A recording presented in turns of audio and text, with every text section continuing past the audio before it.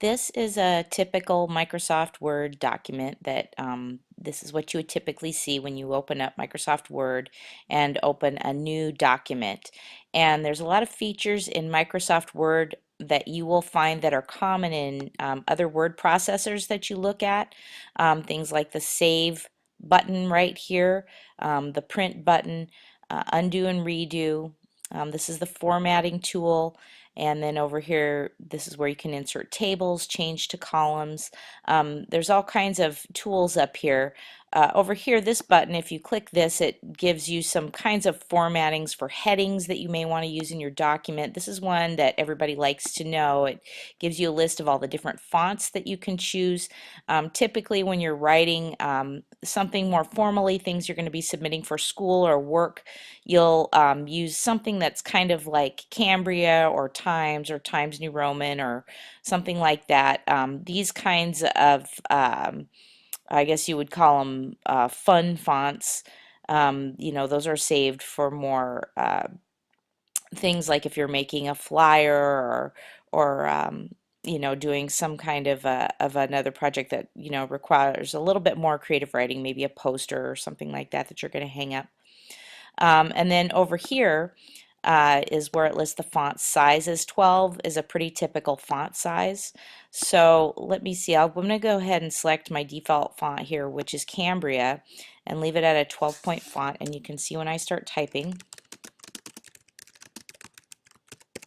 that's kind of what it looks like. If I want to change my font, you click and highlight the font that you want to change, and you can just easily change it to a different style of font. I can change it as many times as I would like.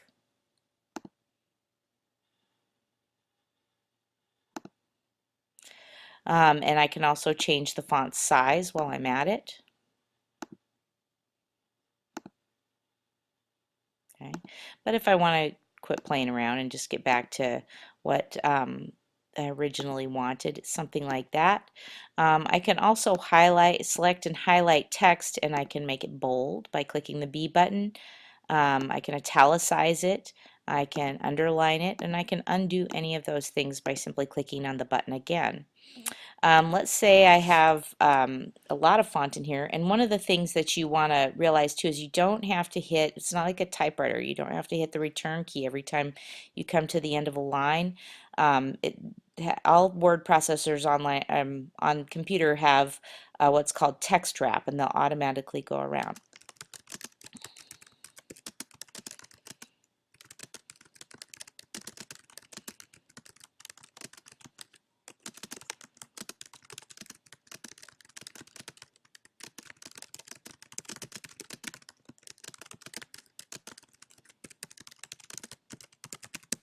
Okay, and you can see how when I got to the end here, I didn't have to hit return. It automatically wrapped it around for me. Um, so this is what's called align text left, and it defaults to that. That means on the left-hand side of the page, my text is going to be aligned. I can also center my text. Again, you have to select the text that you're talking about. And if I do that, that kind of centers it on the page. This would text align to the right, so it would be all lined up over here. And this would just make it so that it's aligned on both sides. If you had more text, you could see. Usually what you're going to use is this. What you might want to use align right for is sometimes on the headers of papers that you type for class. Your teacher may require that you align that as that information is aligned right, which you can do like this. Okay, or just put it back. These tools over here are for lists. Let's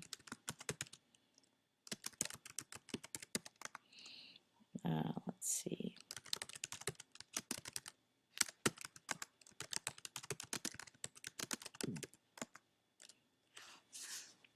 I can highlight these things, and I can turn this into a numbered list. I can turn it into a bulleted list. You can see that these things are called bullets right here. And so those are just kind of handy things I can use, or I can take this off completely and it puts it back to what I had. So those are kind of handy formatting things. I can also change the color. See how I have this highlighted here? And if I click on this, I can change my font color to, I can change it to just about any color in the spectrum if I feel like it. So those are just some things that you can do. If I want to change it back to black, I just go over here and I click on the automatic. Okay, so those are some of the basic features. Down here, it tells you what page you're on, page 1 of 1 in your document. I've typed 40 words so far. It does a word count for you. So those are just some things that you can see. You see the scroll bar over here. You can scroll up and down your document if you have several pages. And up here, this is kind of the outlines. These are your margins that you have set on your page. And this is called a hanging indent. So if we want to, usually when you're starting a new paragraph, you have to tab in, and a typical tab is set over here at about 1/2 inch. And so if I move that hanging indent over here, what that means is that when I hit return, it'll go here. But if I hit my tab key, it automatically jumps into a perfect indent for a new paragraph. If I've typed paragraphs and I have not indented, I can just click my cursor here, hit the tab key, and it indents it exactly to the perfect place every time. So that's something that's very handy to use for when you want to make your paragraphs and make sure they're all aligned.